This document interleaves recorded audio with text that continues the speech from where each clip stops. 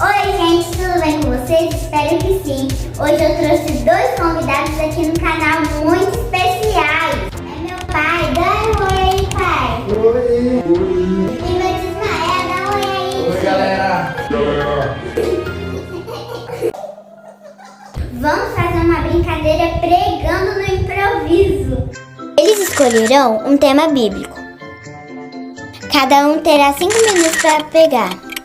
Conforme eles for pregando, mostrarei alguns objetos. Eles terão que adaptar a pregação. Vamos tirar para o ímpar. Você escolhe o quê? Pá. Então você ímpar. Doce já! 4 é pá. Vem. Tá preparado? Não. Vá!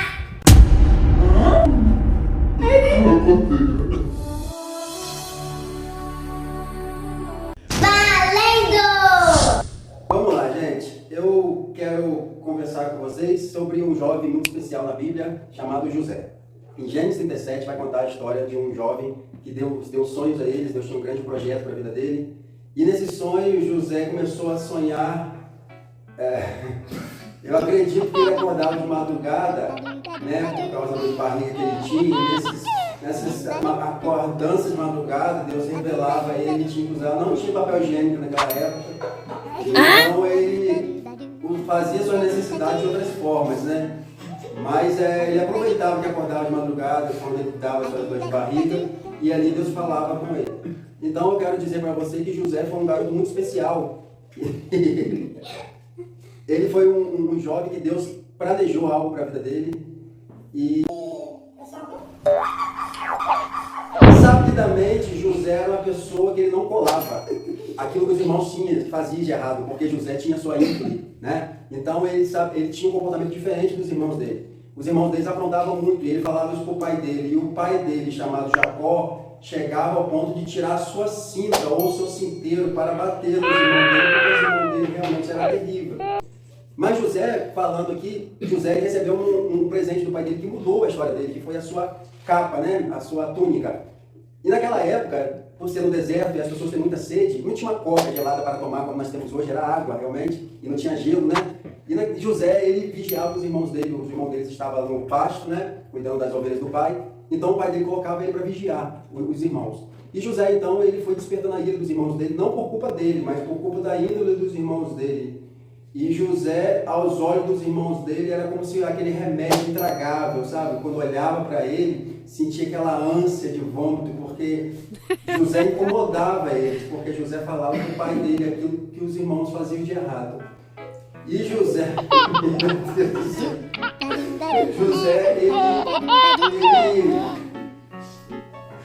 ele deve ser difícil.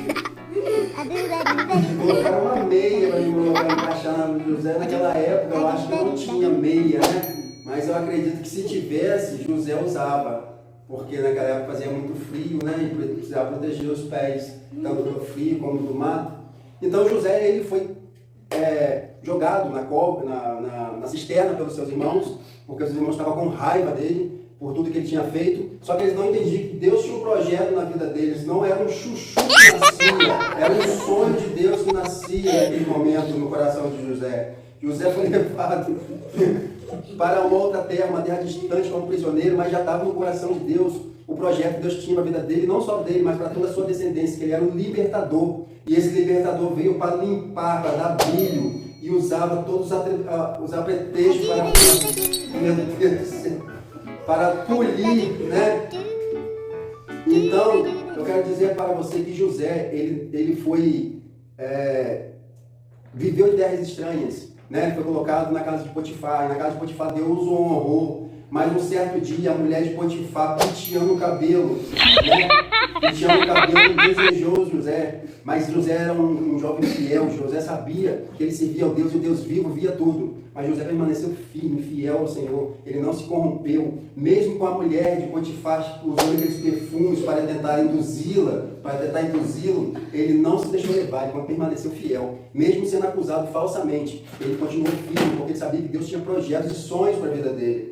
Então ele foi levado para a prisão, e lá na prisão ele teve que escolher arroz e feijão para botar no fogo para os prisioneiros. Ele foi colocado como o superintendente daquela prisão, e ali ele ajudou a preparar os alimentos daqueles prisioneiros. José foi um cara multioso, aonde ele colocou, e tudo que ele fazia, ele escrevia, ele anotava, porque ele sabia que um dia Deus ia usar a história dele para edificar outras vidas, né? E vocês estão vendo que eu estou contando essa história aqui, nada disso faz sentido. Eu estou precisando até de uma caneca de água, porque minha garganta está seca, porque eu estou falando. Mas José, naquela época, José sabia que Deus estava na direção de tudo aquilo, né? E mesmo com a chuva que havia, não existia sombrinha para se proteger, chuvas de acusações, chuvas de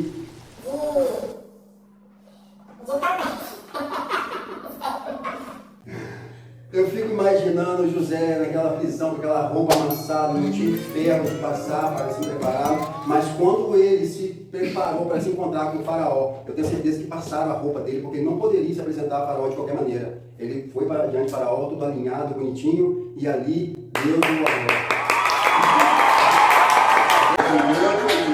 Agora é de Ismael. Show!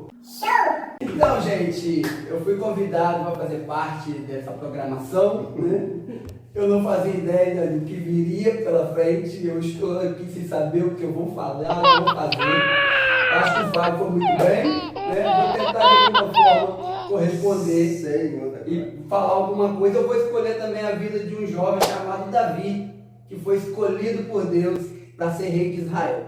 Muito jovem, né? O profeta Samuel foi até a casa de Jessé para ungir Davi a rei de Israel. Porém, os seus irmãos, movidos por ciúme, queriam cortar o projeto de Davi. Queriam aniquilar com aquele projeto que Davi nasceu no coração de Deus para Davi. Porém, Davi, desde o campo, ele já era um grande pregador. Ele era uma pessoa que era temente a Deus e servia ao Senhor com fidelidade. E a Bíblia diz, né, que Samuel ungiu Davi para se tornar o novo rei de Israel. Porém, até Davi chegar ao trono, ele teve que engolir muito sapo, porque grandes foram as perseguições, a inveja e o ciúme da sua família. Mas Davi permaneceu fiel, entendendo que Deus tinha um projeto para a vida dele. Ele continuou no campo, continuou cuidando das ovelhas do seu pai, para que o tempo, até que o tempo chegasse. Eu sei que na vida de Davi, até chegar ao trono, ele tomou muitas raquetadas de muitas pessoas, mas ele permaneceu fiel a Deus. Ele permaneceu servindo a Deus. E Davi, toda preocupação.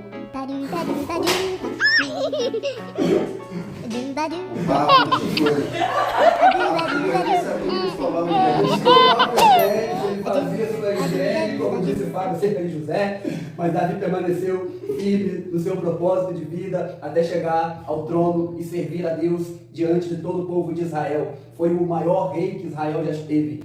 Mas para chegar lá também ele precisou muitas vezes ser recarregado, ser energias, porque muitas vezes ele esteve cansado. Muitas das vezes até mesmo os seus soldados, né, o animavam, os seus soldados buscavam água para ele matar a sua sede, porque muitas das vezes as suas forças se esgotaram. Muitas vezes. Não sei. Ai, Jesus. Na época não tinha gravata, ainda bem, porque aquele calor. Ainda bem que ele não precisava usar. Irmãos, grande é a prova que eu estou vivendo aqui nesse momento, entendeu? Mas as orações de vocês vão me ajudar. E eu sei que, de alguma forma, essa pregação muito sem sentido vai chegar ao seu coração e vai te abençoar. Porque eu sei que Deus tem uma palavra para o seu coração. E Ele tem a chave da sua vitória. Agora eu virei um pregador de uma outra denominação. Deus tem a ver.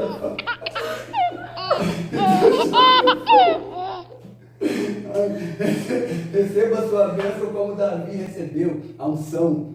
Meu Deus do céu.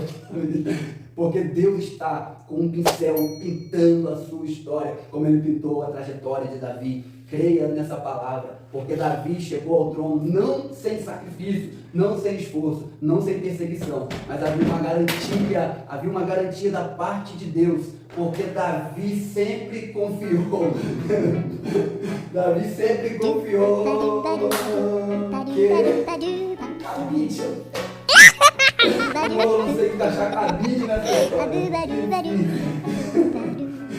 E assim Davi foi um dos reis mais prósperos de toda a história de Israel. E da mesma forma como José, ele também, naquela época, o papel dele foi fundamental para Israel. Como rei, como grande profeta que ele foi, como soldado que não perdia batalhas, porque todas as vezes que ele ia para a guerra, ele consultava ao Senhor.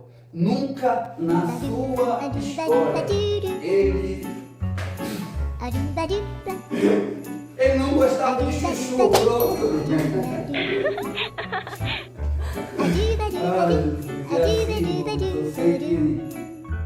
Eu sei que Deus tem me sustentado em tudo.